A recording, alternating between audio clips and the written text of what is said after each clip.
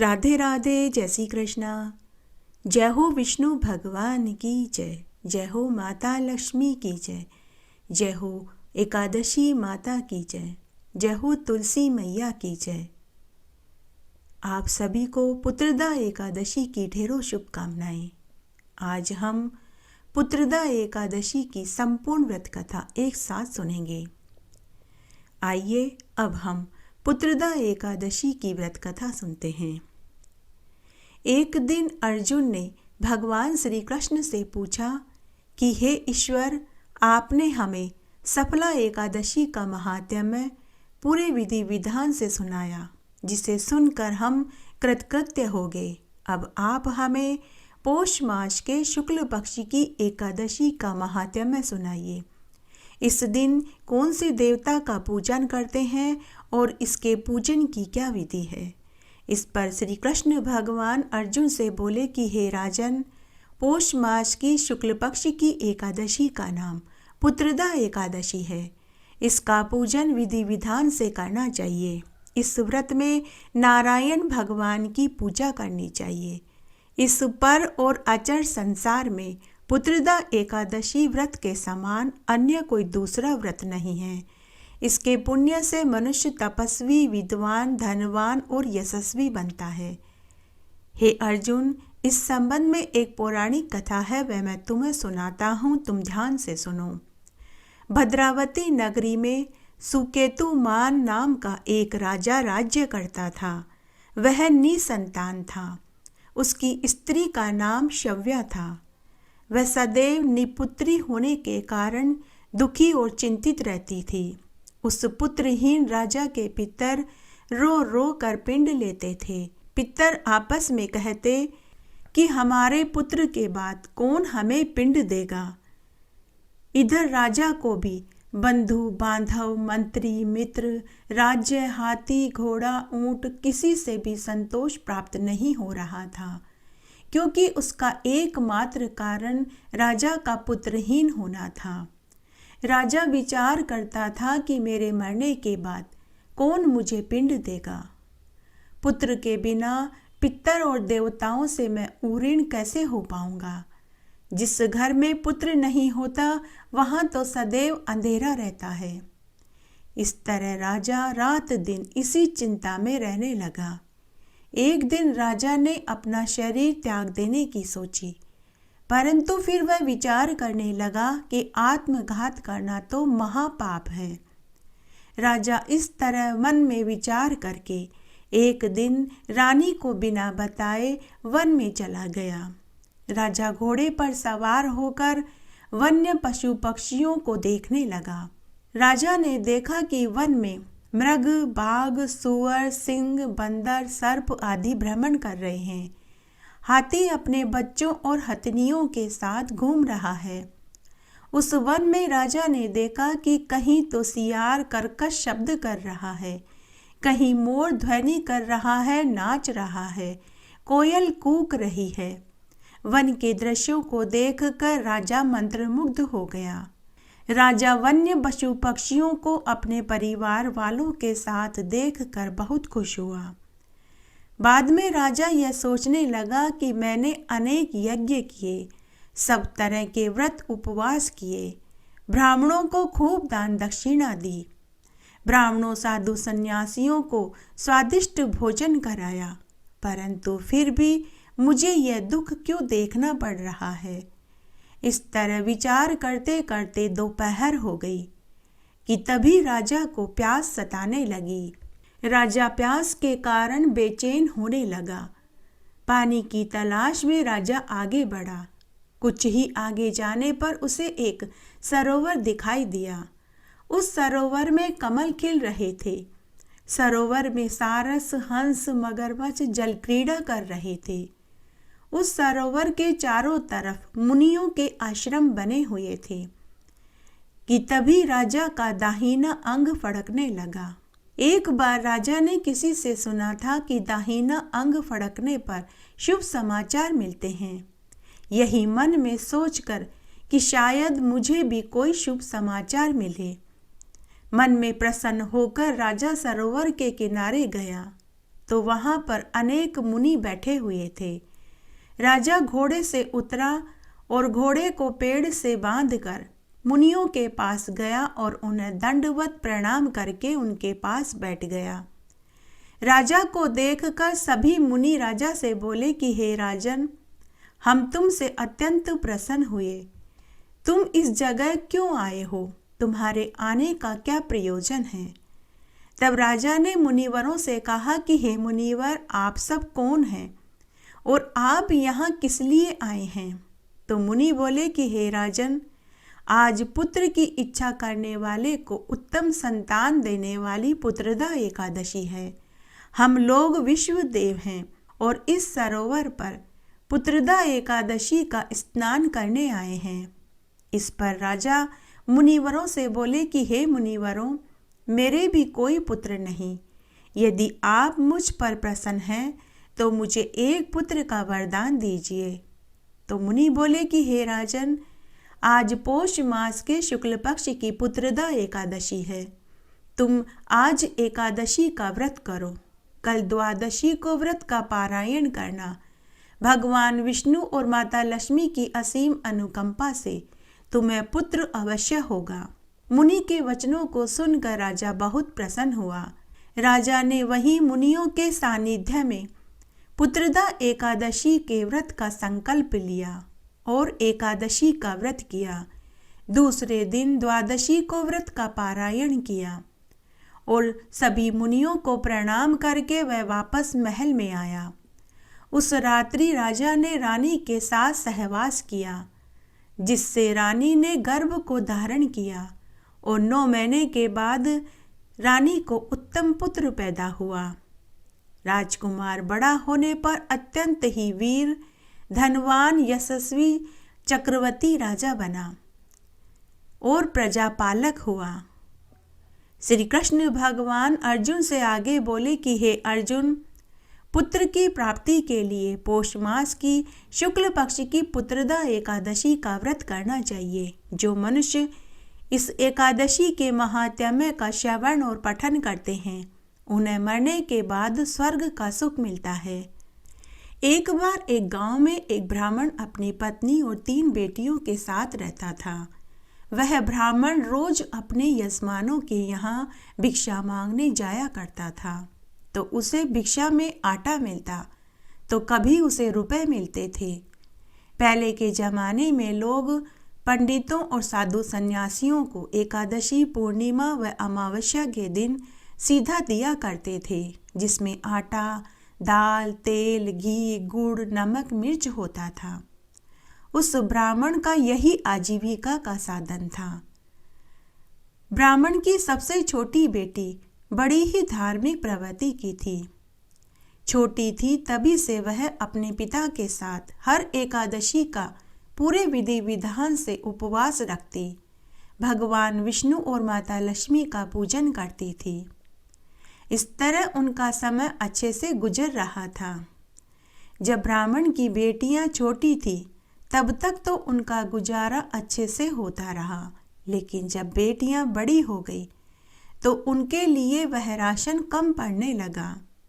अब ब्राह्मणी अपने पति को रोज ताने देने लगी कि हमने अब तक कोई धन जमा नहीं करा, अब हम अपनी बेटियों का ब्याह कैसे करेंगे? आप कोई दूसरा काम क्यों नहीं देखते? तो ब्राह्मण अपनी पत्नी से बोला कि भगवान, मुझे तो कोई और काम करना ही नहीं आता। अब रोज रोज ब्राह्मणी घर में क्लेश करने लगी। तब एक दिन ब्राह्मण की सबसे छोटी बेटी अपने पिता का पक्ष लेते हुए अपनी माँ से बोली कि माँ, तुम बाबा को कुछ मत कहो, जो हमारे भाग्य में लिखा होगा वही होगा। यह सुनकर ब्राह्मणी अपनी छोटी बेटी से नफरत करने लगी और गुस्से में बोली कि अब तू भी अपने बाबा के साथ भिक्षा मांगने जाया कर। छोटी बेटी, जिसका नाम सुलक्षणा था, वह कुछ नहीं बोली। दूसरे दिन रोज की तरह जब ब्राह्मण झोली लेकर गांव में भिक्षा लेने के लिए जाने लगा तो उस दिन एक तो बहुत तेज ठंड थी, दूसरे ब्राह्मण के बुखार आ रहा था तो छोटी बेटी अपने पिता से बोली कि बाबा, आज से और अब से मैं ही भिक्षा लेने जाया करूँगी, आप झोली मुझे दे दो। तो ब्राह्मण अपनी बेटी से बोला कि बेटी, मेरे कितने बुरे दिन आ गए हैं कि मुझे एक जवान बेटी को भिक्षा मांगने के लिए भेजना पड़ रहा है। तो बेटी बोली कि बाबा, आप चिंता मत करो, शायद इसमें ही हमारा कुछ भला छिपा हो। घर के भीतर ब्राह्मणी और उसकी दोनों बहनों ने सुना तो वे मन ही मन खुश होने लगी। छोटी बेटी गांव में भिक्षा मांगने के लिए गई। गांव भर में सबने पूछा कि बेटी, आज तेरे पिता कहाँ गए जो तुझे भिक्षा मांगने के लिए आना पड़ा। तो छोटी बेटी सुलक्षणा गांव वालों से बोली कि मेरे बाबा बीमार हैं, इसलिए मैं आई हूँ। अब मैं ही रोज भिक्षा लेने आया करूँगी। उसकी आवाज़ में दर्द छुपा था। गांव वालों को उसके ऊपर दया आ गई। शाम होते होते उसकी झोली आटे से भर गई। अब छोटी बेटी भिक्षा मांगने लगी। समय गुजरने लगा। एक दिन नगर का राजा अपने मंत्रियों के साथ नगर में भ्रमण पर निकला। जब राजा ने ब्राह्मण की छोटी बेटी को देखा तो उसके रूप और यौवन पर राजा मंत्रमुग्ध हो गया। राजा ने अपने मंत्रियों से पूछा कि यह भिक्षुणी कौन है, पता लगाओ। तो एक मंत्री बोला कि महाराज, यह हमारे ही नगर के एक ब्राह्मण की छोटी बेटी है। इसका पिता बीमार है तो इसने अपने घर की जिम्मेदारी uठा रखी है। यही रोज नगर में भिक्षा मांगती है। इसने ही घर की जिम्मेदारी उठा रखी है। यही रोज नगर में भिक्षा मांगने आती है। यह सुन राजा और भी प्रसन्न हुआ कि जिसने अपने परिवार की जिम्मेदारी उठा ली वह कितने नेक दिल की होगी। महल में आने के बाद राजा ने एक मंत्री के साथ अपने विवाह का प्रस्ताव ब्राह्मण की छोटी बेटी के लिए भिजवाया। ब्राह्मण सुनकर बहुत खुश हुआ, लेकिन ब्राह्मणी मंत्री से बोली कि मंत्री जी, मेरी यह बेटी रोज गांव में से भिक्षा मांग कर लाती है। इसका बाप तो बीमार पड़ा है। अगर यह ब्याह होकर चली जाएगी तो मेरा और मेरी दोनों बेटियों का क्या होगा। मंत्री ने महल में आकर राजा को पूरी बात बताई। तब राजा ने मंत्री से कहा कि तुम जाकर ब्राह्मणी से कहो कि हर महीने का राशन महल से आ जाया करेगा। मंत्री ने जाकर यह बात ब्राह्मणी से कही। तब ब्राह्मण की छोटी बेटी मंत्री से बोली कि महाशय जी, लेकिन मैं विवाह के लिए तैयार नहीं। मंत्री ने छोटी बेटी से इसका कारण पूछा तो ब्राह्मण की छोटी बेटी मंत्री से बोली कि मेरे घर में मेरी 2 बड़ी बहनें कुंवारी बैठी है। उनके होते मैं कैसे विवाह कर सकती हूँ, इसलिए मुझे यह विवाह मंजूर नहीं। मंत्री ने पुनः आकर राजा को पूरी बात बताई। ऐसा सुनते ही राजा तो ब्राह्मण की छोटी बेटी का मुरीद हो गया। वह उसी समय रथ में बैठकर ब्राह्मण के घर पहुंचा। राजा ने आते ही ब्राह्मण के चरण छुए और पूछने लगा कि हे ब्राह्मण देव, आपने अपनी छोटी बेटी को कहाँ शिक्षा दीक्षा दिलवाई। तो ब्राह्मण बोला कि हे महाराज, मैं बड़ा ही गरीब ब्राह्मण हूँ। मेरे पास इतना धन कहाँ जो कि मैं अपनी बेटियों को शिक्षा दीक्षा दिलवा पाता। मेरी बेटी तो हर एकादशी का उपवास करती है, भगवान विष्णु और माता लक्ष्मी का पूजन करती है। इसके तो अगर कोई गुरु हैं तो वे ही हैं। तब राजा ने ब्राह्मण की छोटी बेटी को वचन दिया कि मेरी और तुम्हारी शादी से पहले मैं तुम्हारी दोनों बहनों का विवाह करवाऊंगा। उसके बाद राजा ने खुद के विवाह से पहले ब्राह्मण की दोनों बेटियों का विवाह एक संपन्न ब्राह्मण कुल के 2 पुत्रों से करवा दिया और उन्हें खूब सारा दहेज दिया। उसके बाद राजा ने ब्राह्मण की छोटी बेटी से विवाह किया। छोटी बेटी के घर से जाते ही ब्राह्मण के घर अन्न का टोटा हो गया। तब एक रात्रि को छोटी बेटी ने स्वप्न में देखा कि उसके पिता पानी में डूब रहे हैं। किनारे पर खड़ी उसकी माँ रो रही है। दूसरे ही दिन बेटी खूब सारा धन लेकर अपने माता पिता के पास आई और धन देकर जाने लगी तो माँ ने बेटी के चरण पकड़ लिए और बोली कि बेटी, मैंने तुझे बहुत दुख दिए, अनेक बार तुझे कटु वचन भी कहे, बेटी हो सके तो मुझे क्षमा कर देना। तब ब्राह्मण बोला कि बेटी, तू अपनी माँ को भी एकादशी व्रत की पूरी विधि बता दे ताकि इसका भी जन्म सुधर जाए। तब बेटी ने अपनी माँ को एकादशी का व्रत झिलवा दिया और साथ ही व्रत की पूरी विधि भी बताई। अब ब्राह्मण के साथ ब्राह्मणी भी हर एकादशी का उपवास करने लगी और भगवान विष्णु और माता लक्ष्मी का पूजन करने लगी, जिससे उसे भी सद्बुद्धि प्राप्त हो गई, जिससे उसे भी सब सुख मिलने लगे और वह भी इस जीवन के समस्त सुखों को भोग कर मरने के बाद स्वर्ग को प्राप्त हुई। एकादशी की कहानी। एक बार एक गांव में एक बुढ़िया माई थी। वह अपने 4 बेटा बहुओं व खूब सारे पोते पोतियों से भरे पूरे परिवार के साथ रहती थी। एक दिन उनके घर बुढ़िया की सहेली आई तो बुढ़िया ने अपनी बहुओं से कहा कि अरे बहुओं, मेरी सहेली के लिए चाय नाश्ता और पानी लेकर आओ। तो बुढ़िया की सहेली बोली कि नहीं बहन, मेरा तो आज एकादशी का उपवास है। आज एकादशी के उपवास वाले दिन मैं अन्न जल नहीं खाती। तब बुढ़िया ने अपनी सहेली से पूछा कि अरे बहन, एकादशी का उपवास करने से क्या फल मिलता है?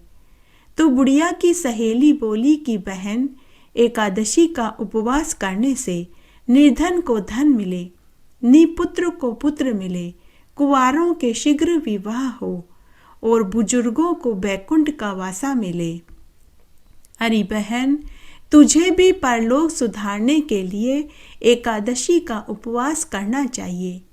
यह सुनते ही बुढ़िया की चारों बहुएं हंसते हुए बोली कि मौसी जी, हमारी सासू माँ दिन में 4 बार भोजन करती है, उनसे कहाँ होगा एकादशी का उपवास। मौसी जी, हमने तो कभी भी अपनी सासू माँ को कोई व्रत उपवास करते हुए नहीं देखा। ऐसा कहकर सभी बहुएं अपनी सासू माँ के ऊपर हंसने लगी। बुढ़िया को यह बात सहन नहीं हुई। उसने अपनी सहेली से पूछा कि बहन, तुम मुझे एकादशी व्रत की पूरी विधि बताओ, मैं भी एकादशी का उपवास करूंगी। तब बुढ़िया की सहेली ने बुढ़िया माई को एकादशी व्रत की पूरी विधि बता दी। उसके बाद बुढ़िया की सहेली चली गई। सहेली के जाने के बाद बुढ़िया ने एकादशी व्रत करने का निश्चय किया। 15 दिन बाद जब एकादशी तिथि आई तो बुढ़िया ने अपने बेटा बहुओं से कहा कि आज मेरा एकादशी का उपवास है। तो बेटे और बहुओं ने अपनी माँ को बहुत मना किया कि माँ, तुमसे एकादशी का उपवास नहीं होगा, तुम रहने दो। लेकिन बुढ़िया नहीं मानी। बेटों ने अपनी माँ से कहा कि माँ, इतनी तेज गर्मी है, भूखे प्यासे रहना तुम्हारे बस में नहीं है, तुम बीमार पड़ जाओगी। लेकिन बुढ़िया नहीं मानी। उसने स्नान आदि करके एकादशी के व्रत का संकल्प लिया और पड़ोस में से पंडितानी को बुला करके एकादशी की कथा सुनी। मंदिर में मिट्टी का कलश, हाथ का पंखा, आम, मिश्री, शरबत की बोतल और दक्षिणा के रुपए भिजवाए। इस तरह बुढ़िया माई ने एकादशी के व्रत का निश्चय कर लिया। दिन तो कैसे जैसे बुढ़िया माई ने भूखे प्यासे रहकर निकाल लिया, लेकिन रात्रि निकालना भारी पड़ रहा था। पानी की उसे बहुत तेज प्यास सताने लगी तो वह बार बार पानी के कुल्ला करने लगी। कपड़ा गीला करके कभी आंखों को पोंछती तो कभी हाथ मुंह पैर धोती। बुढ़िया माई की हालत खराब होने लगी। उसे बेचैनी होने लगी।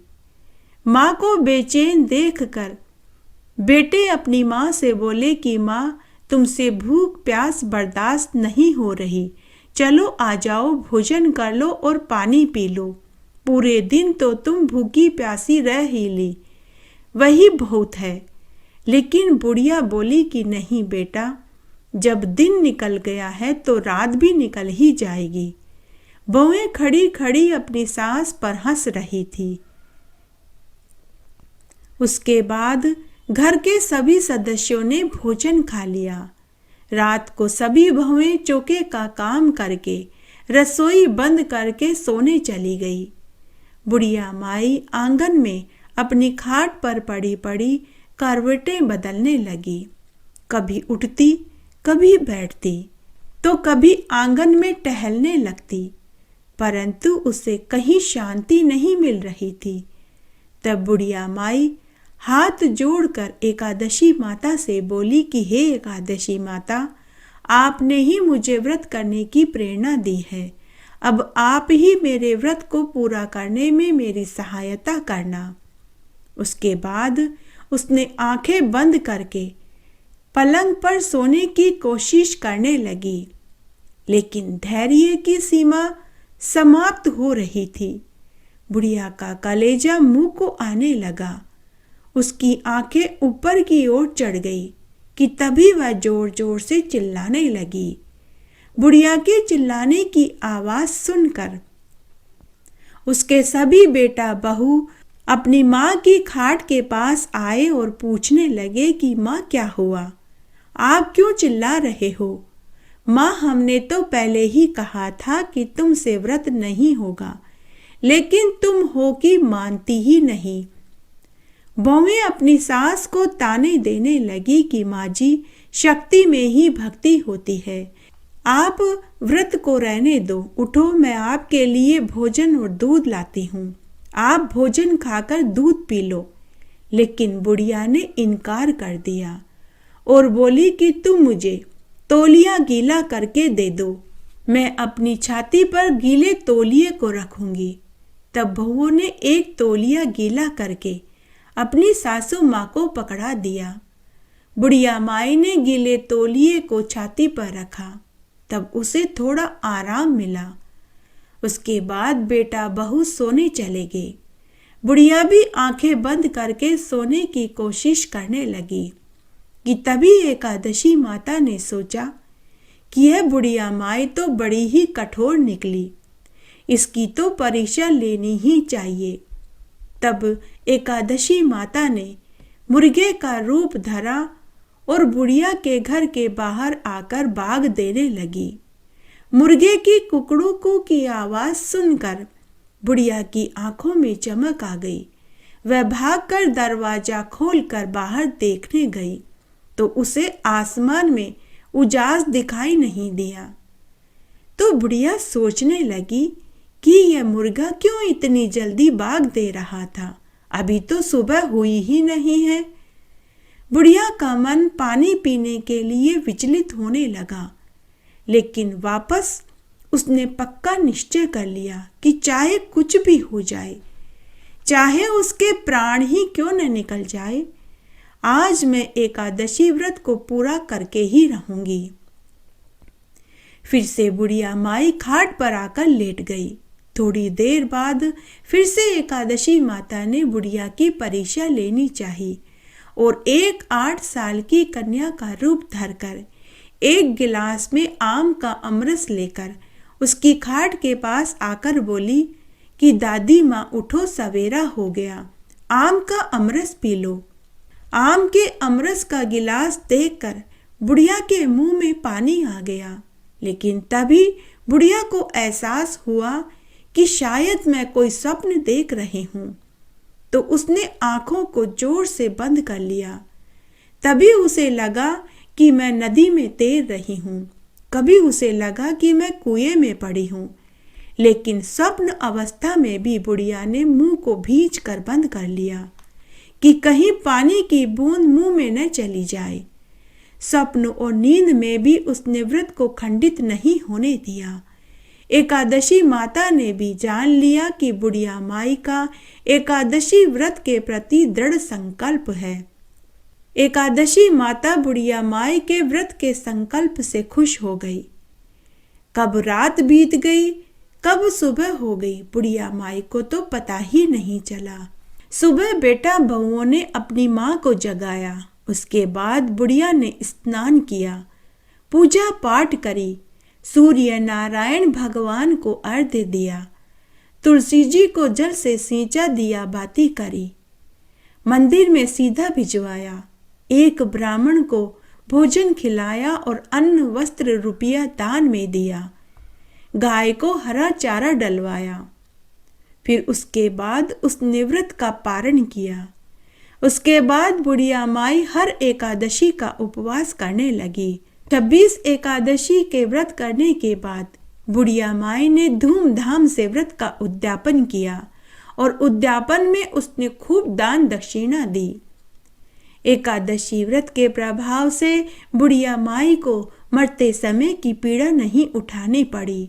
उसके लिए यम मार्ग का कठिन रास्ता सुलभ हो गया और अंत में उसे बैकुंठ का वास मिला। हे एकादशी माता, जैसे आप बुढ़िया माई के व्रत से खुश होकर उसे सारे सुख दिए, वैसे हमें भी देना। कहानी कहने वाले को, सुनने वाले को और हुक्कारा भरने वाले को। घटती हो तो पूरी हो, पूरी हो तो परवान चढ़े, भूले बिसरे नाम तेरे भंडार में भरे। आइए अब हम एकादशी की नई कहानी सुनते हैं। एक बार बहुत छोटा सा गांव था। उस गांव में एक ब्राह्मण दंपति अपनी इकलौती बेटी के साथ रहते थे। ब्राह्मण बड़ा ही गरीब था। वह रोज अपने घर से गांव में भिक्षा मांगने जाता। पूरे दिन गांव में घर घर से भिक्षा मांगता था, लेकिन उसे 3 जनों के जितना ही आटा दाल भिक्षा में मिलता था। तब एक दिन उनके घर एक साधु भिक्षा मांगने आया। ब्राह्मण दंपति साधु से बोले कि हे साधु महाराज, अगर हमने आपको भिक्षा दे दी तो आज हमें भूखा ही सोना पड़ेगा। हे साधु महाराज, आप आगे जाइए। गांव में अनेक अमीर लोग रहते हैं, वे जरूर आपको भिक्षा दे देंगे। ऐसा कहकर ब्राह्मण दंपति भीतर चले गए। उनके जाने के बाद ब्राह्मण दंपति अपनी बेटी के साथ भोजन करने बैठे। ब्राह्मण की बेटी ने अपने माँ बाबूजी से कहा कि माँ बाबूजी, मैं थोड़ी देर बाद भोजन करूँगी। उसके बाद ब्राह्मण की बेटी सुशीला अपने माँ बाबूजी से चोरी छिपे अपने हिस्से की 2 रोटियां एक कपड़े में लपेटकर उसी दिशा में गई जिस दिशा में वह साधु गया था। साधु अभी ज्यादा दूर तक नहीं गया था। पीछे से ब्राह्मण की बेटी सुशीला ने साधु को आवाज लगाई और बोली कि हे साधु महाराज, जरा रुकिए और यह भोजन ले लीजिए।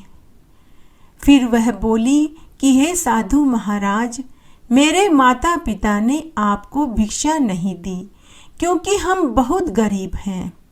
हम दिन में एक बार ही भोजन कर पाते हैं क्योंकि मेरे पिताजी पूरे दिन गांव भर में भिक्षा मांगते हैं, लेकिन फिर भी 3 जनों जितना ही आटा दाल भिक्षा में ला पाते हैं।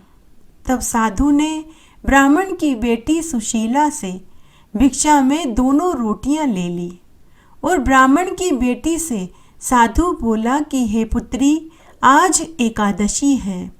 तूने मुझे एकादशी के दिन अपने हिस्से की 2 रोटियां खाने को दे दी और तू खुद भूखी रहेगी, तुझे इसका फल जरूर मिलेगा।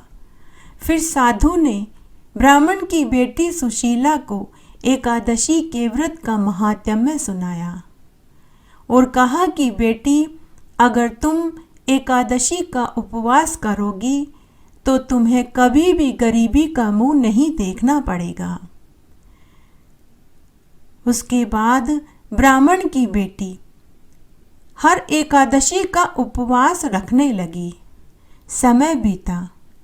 ब्राह्मण की बेटी विवाह लायक हो गई, लेकिन कोई भी ब्राह्मण युवक उनकी बेटी से विवाह करने को तैयार ही नहीं हो रहा था। तब एक दिन ग्यारस माता ने ब्राह्मण की बेटी सुशीला की परीक्षा लेनी चाहिए। तब एकादशी के दिन संध्या के समय ग्यारस माता एक सुंदर युवती का वेश धारण करके ब्राह्मण के घर आई और ब्राह्मण की बेटी से बोली कि बेटी, लड्डुअन का थाल ले लो और मोतियन की माला ले लो और एकादशी का व्रत करना छोड़ दो। लेकिन ब्राह्मण की बेटी सुंदर युवती वेश में ग्यारस माता से बोली कि आज मेरा ग्यारस का उपवास है। आज न तो मैं अन्न खाती हूँ और न ही आज के दिन किसी का दिया दान में लेती हूँ। आप कल आ जाना। ब्राह्मण दंपति ने यह देख लिया।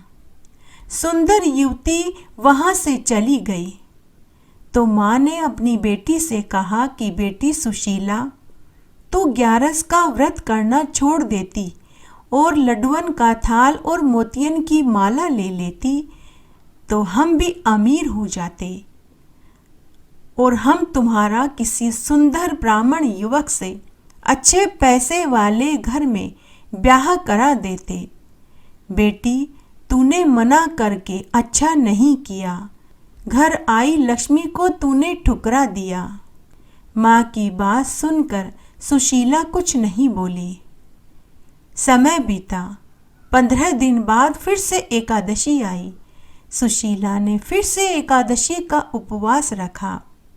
फिर से वही सुंदर युवती सुशीला के पास आई। अब की बार उसके हाथ में सोने चांदी की अशर्फियों का चांदी का थाल था। सोने के कटोरे में चूरमे के लड्डू थे।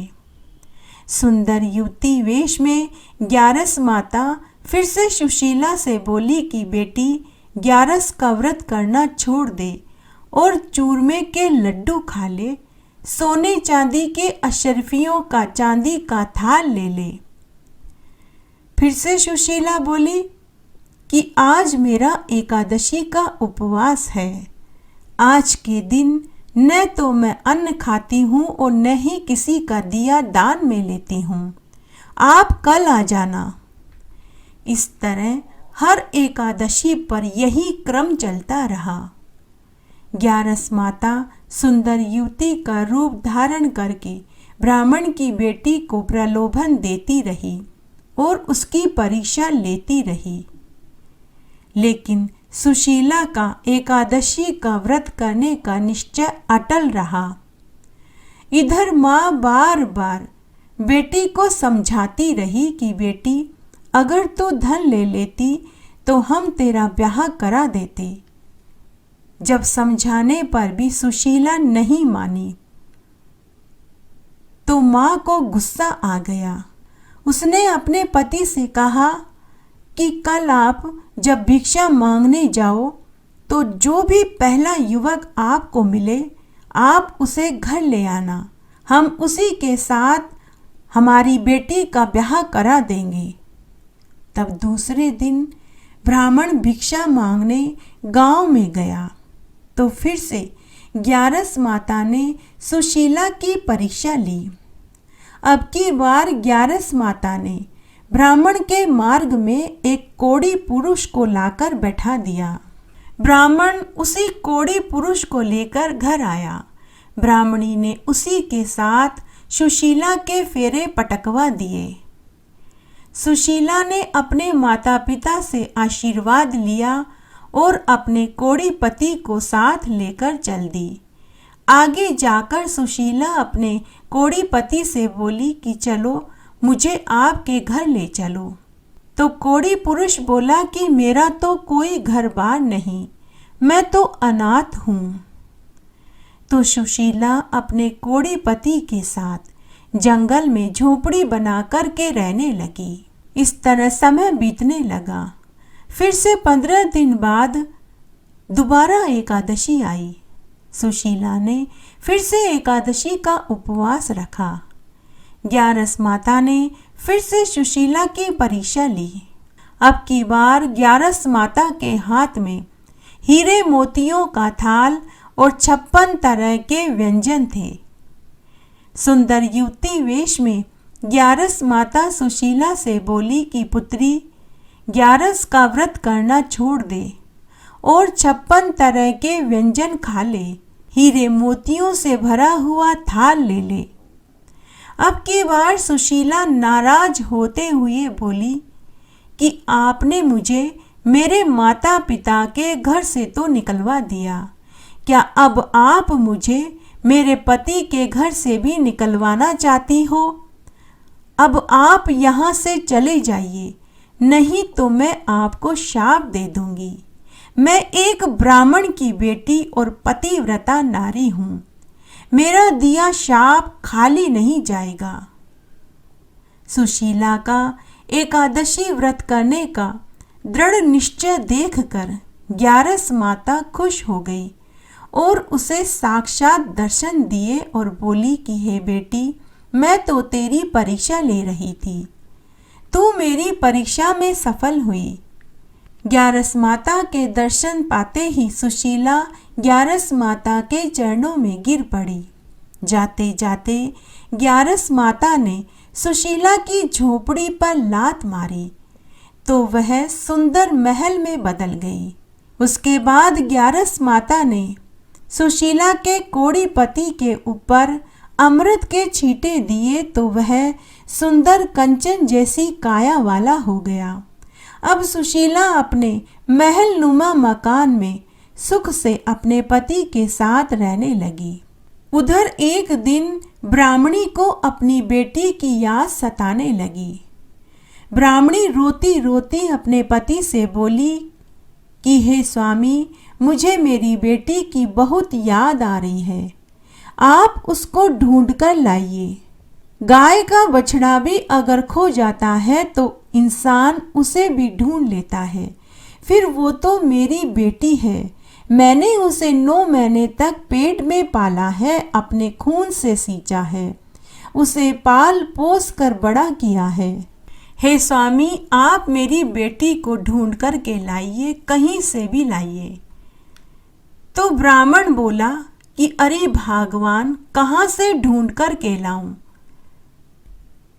लड़के का कोई घर बार होता तो चला भी जाता, तूने गुस्से में आकर अपनी ही बेटी का ब्याह एक कोड़ी के साथ करवा दिया, अब न जाने हमारी बेटी कहाँ होगी। तभी ब्राह्मणी घर के भीतर गई, सूत की एक कुकड़ी लेकर आई और बोली कि हे स्वामी, आप यह सूत की डोरी लेकर जाइए, जहाँ सूत की डोरी खत्म हो वहीं मेरी बेटी आपको मिलेगी। तब ब्राह्मण सूत की डोरी का एक हिस्सा खुद के घर के दरवाजे से बांधकर निकल पड़ा। चलता चलता ब्राह्मण जंगल में पहुंच गया। वहां उसे एक बहुत सुंदर आलीशान महल नुमा घर दिखाई दिया। वहां पहुंचते ही सूत का तार खत्म हो गया। उस आलीशान घर के बाहर गर्म पानी का एक कुंड था। उस दिन बहुत तेज ठंड थी। ब्राह्मण के हाथ पांव ठंड से धूज रहे थे। उसने शरीर में गर्मी लाने के लिए अपनी एक उंगली गर्म पानी के कुंड में डाल दी। ऊपर घर के झरोके में से ब्राह्मण के बेटी जवाई देख रहे थे। बेटी ने अपने पिता को पहचान लिया। बेटी भागी भागी आई और अपने पिता को लेकर घर के भीतर आई। ब्राह्मण अपनी बेटी के सुखी जीवन को देखकर बहुत खुश हुआ। बेटी ने अपने पिता से कहा कि बाबूजी, पहले आप अपने जवाई के साथ बैकुंठ के दर्शन करके आ जाओ, तब तक मैं आपके लिए भोजन बनाती हूँ। ब्राह्मण अपने जवाई के साथ बैकुंठ के दर्शन करने चला गया तो वहां उसे बहुत सुंदर सुंदर दृश्य दिखाई दिए। 4 चांदी के दरवाजे थे। बैकुंठ की दीवारें खंबे सोने के थे। सभी सिंहासन छत्र हीरे मोती से जड़े हुए थे। तभी ब्राह्मण को बैकुंठ में एक जगह एक गुंबद की छत का एक छोटा सा टुकड़ा लोहे का बना हुआ दिखाई दिया। ब्राह्मण ने अपनी जवाई से पूछा कि यह बैकुंठ में सभी चीजें सोने चांदी हीरे मोती से जड़े हैं, लेकिन इस गुंबद का एक छोटा सा टुकड़ा लोहे का क्यों है? तो जवाई बोला कि मृत्यु लोक में कोई बाप सर्दी से बचने के लिए अपनी ही बेटी के घर में गर्म पानी के कुंड में उंगली डाल दी, इसी कारण बैकुंठ का यह टुकड़ा लोहे का हो गया। ब्राह्मण ने कहा कि वो तो मैं ही हूं, अब मैं उस पाप दोष से कैसे छूट पाऊंगा? तो जवाई ने कहा कि अगर आप रोज सुबह अपनी बेटी को बिना बताए उसके घर में झाड़ू पोछा करो, झूठे बर्तनों को मांजो, गाय भैंस के बाड़े की सफाई करो, गोबर पोटा उठाओ, कंडे बनाओ, लेकिन बेटी के घर का अन्न तो क्या पानी भी न पियो, तो यह दोष धुल जाएगा। अब ब्राह्मण अपनी बेटी के जागने से पहले उसके घर का सभी कामकाज करने लगा। इस तरह 6 महीने बीत गए। तब एक दिन सुशीला ने अपने पति से कहा कि हे स्वामी, पिछले कुछ महीनों से कोई मेरे उठने से पहले ही घर का सारा कामकाज करके चला जाता है। मैं तो घर का कोई कामकाज ही नहीं करती हूँ, फिर कौन है जो हमारे घर में यह काम कर रहा है? सुशीला का पति अपनी पत्नी की बात सुनकर कुछ नहीं बोला। तब एक दिन इस बात का पता लगाने के लिए सुशीला जल्दी उठ गई, तो उसने देखा कि उसके पिता उनके घर में झूठे बर्तन मांज रहे थे। बेटी ने झट से जाकर पिता का हाथ पकड़ लिया और इन सब का कारण पूछने लगी। तो ब्राह्मण ने अपनी बेटी को पूरी सच्चाई बताई। तो सुशीला फिर से अपने पिता से बोली कि पिताजी, आप एक बार फिर से बैकुंठ में अपने जवाई के साथ दर्शन करके आइए। अब की बार जब ब्राह्मण बैकुंठ में गया तो उसे सभी चीजें सोने चांदी हीरे मोतियों की मिली, यहाँ तक कि गुंबद की छत भी पूरी चांदी की थी। यह देखकर ब्राह्मण बहुत खुश हुआ। ब्राह्मण वापस बेटी के पास आया और बोला कि बेटी, तुझे देखा, जवाई से मिला, जीते जी बैकुंठ के दर्शन करे। तेरा सुखी संसार देखकर मैं बहुत खुश हुआ। जब तेरी माँ को पता चलेगा तो उसे भी कलेजे में ठंडक पड़ेगी। बेटी, अब मैं वापस घर जाता हूँ, तेरी माँ मेरी राह देखती होगी। तब बेटी ने खूब सारा धन बक्से में भरकर अपने पिता को देने लगी। तो ब्राह्मण बोला कि बेटी, मैं यह धन नहीं लूँगा। तेरे गर्म पानी के कुंड में उंगली डाली तो बैकुंठ का एक कोना लोहे का हो गया। अगर धन लूँगा तो पूरा बैकुंठ ही लोहे का हो जाएगा। मैं इतना बड़ा पाप दोष लेकर जी नहीं पाऊंगा। तो बेटी ने अपने पिता को 11 का व्रत झिलवा दिया। उसके बाद दोनों ब्राह्मण दंपति हर 11 का व्रत करने लगे, जिससे उनके ऊपर भी 11 माता खूब टूटी। उन्हें भी धन दिया, पुत्र दिया, मान सम्मान यश दिया। हे 11 माता, जैसे आप सुशीला के ऊपर प्रसन्न हुए, बाद में सुशीला के माता पिता से खुश हुए, उन्हें धन पुत्र मान सम्मान यश दिया, वैसा सबको देना। कहानी कहने वाले को, सुनने वाले को और हुक्कारा भरने वाले को। घटती हो तो पूरी हो, पूरी हो तो परवान चढ़े, भूले बिसरे नाम तेरे भंडार में भरे। तुलसी जी की कहानी। हम रोज सुबह नहा धोकर तुलसी जी को सींचते हैं, दिया बाती करते हैं, रोज भोग चढ़ाते हैं। तो साथ में हमें तुलसी जी की कहानी भी सुननी चाहिए, इससे दुगना फल मिलता है। आइए अब हम तुलसी जी की एक पौराणिक कथा सुनते हैं। एक गांव में दो देवरानी जिठानी रहती थी।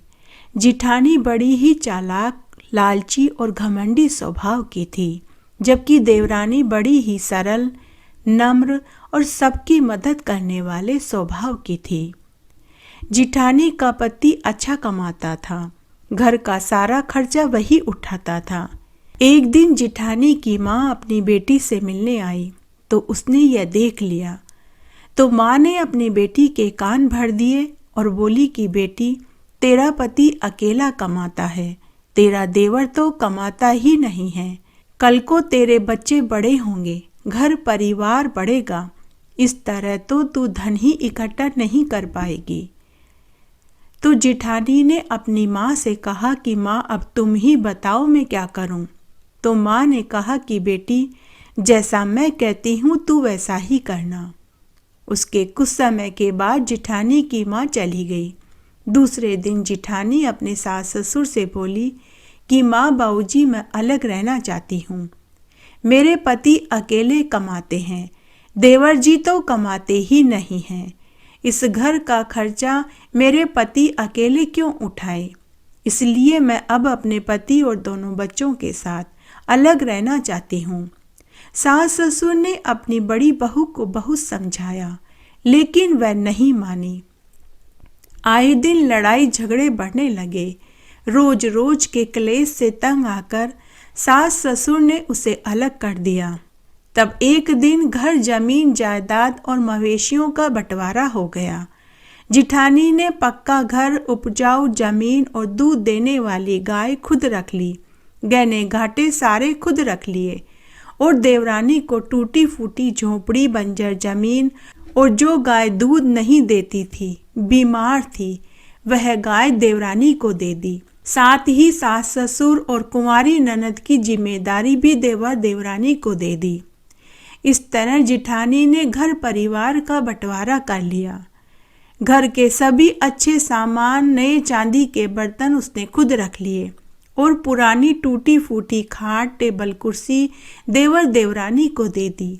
जब घर के सारे सामान का बंटवारा हो गया तो देवरानी जिठानी से बोली कि भाभी जी, आपने घर, जमीन, मवेशियों का और गहने गांठों का जो भी बंटवारा किया वह सब मुझे मंजूर है, लेकिन भाभी जी, वो तुलसी का पौधा जो आपके आंगन में रह गया है वो मुझे वापस दे दीजिए, या फिर आप मुझे रोज आपके आंगन में आकर तुलसी पूजा करने की अनुमति दे दीजिए।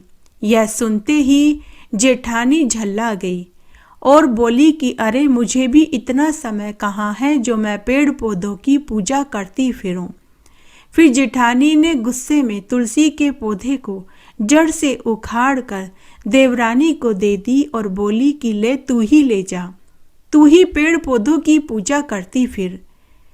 तुलसी पूजा और तुलसी पौधे का जिठानी ने अपमान किया तो उसी समय लक्ष्मी जी जिठानी से रुष्ट हो गई और देवरानी के साथ हो ली। देवरानी ने तुलसी के पौधे को अपने आंगन में मिट्टी खोद कर रोप दिया और साथ ही उसने वहाँ बहुत सुंदर सुंदर गेरू के मांडने बनाए, लक्ष्मी जी के पगले बनाए, दीपक चौकी बनाई। देवरानी अब अपनी टूटी फूटी झोपड़ी में रहने लगी।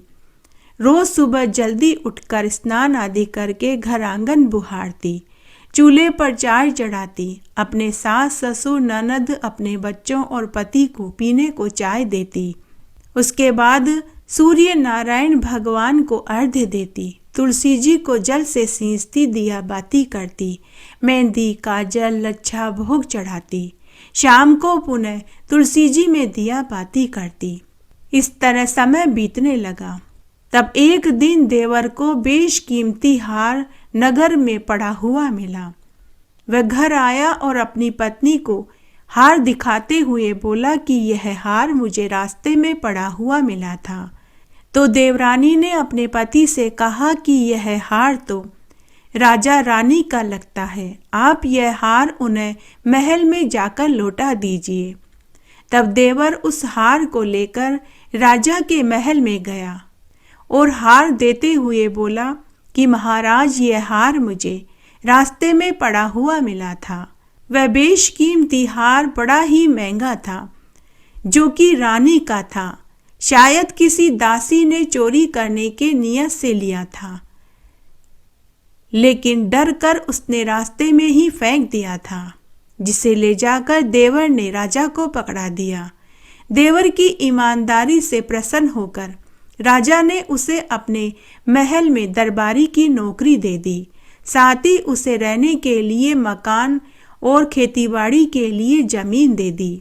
अब देवरानी अपने पति, सास, ससुर, ननद और बच्चों के साथ नए मकान में रहने लगी।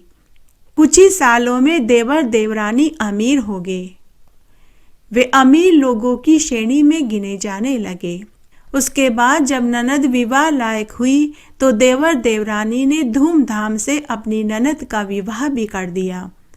उधर जिठानी ने जिस दिन माता तुलसी का अपमान किया था, जड़ से उखाड़ कर देवरानी को पकड़ाया था, उसी क्षण माता लक्ष्मी उसके घर से चली गई थी।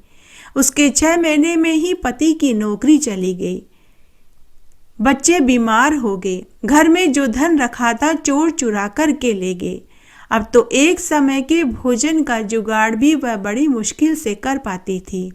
अब जेठानी लोगों के घरों में झाड़ू पोछा कर रही थी। उधर देवर देवरानी दिन दूनी रात चौगुनी तरक्की करने लगे। हे माँ तुलसी, जैसे आप देवर देवरानी पर टूटी, वैसे सबके ऊपर टूटना। कहानी कहने वाले के ऊपर, सुनने वाले के ऊपर और हुक्कारा भरने वाले के ऊपर। आरती एकादशी की।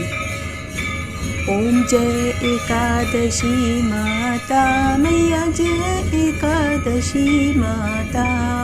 विष्णु पूजा व्रत को धारण कर शक्ति मुक्ति पाता।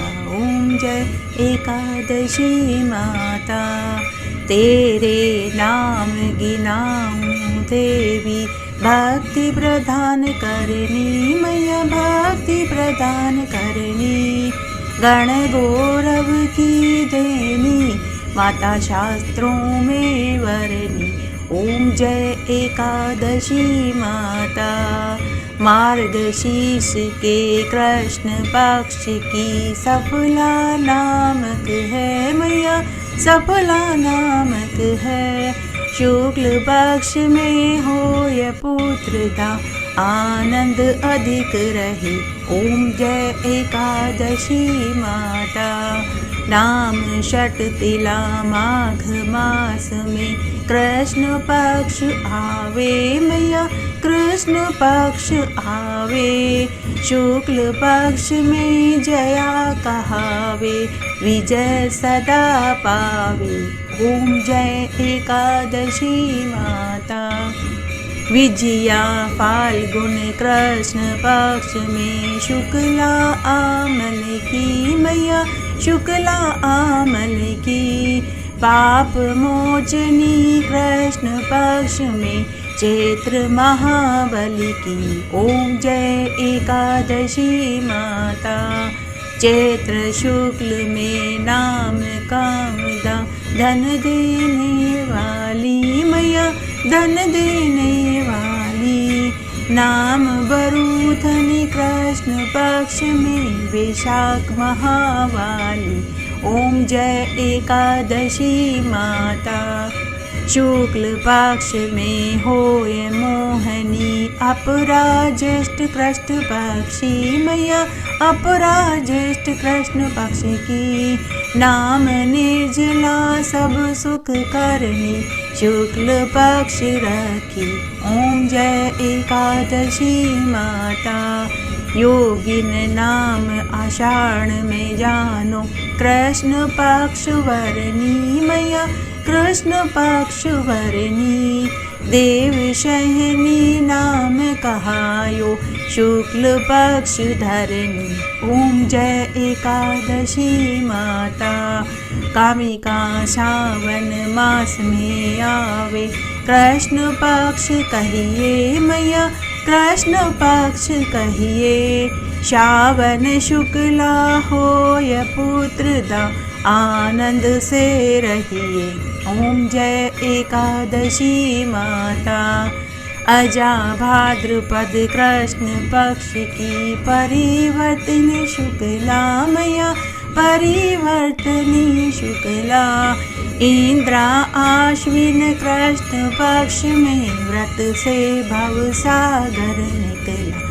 ओम जय एकादशी माता।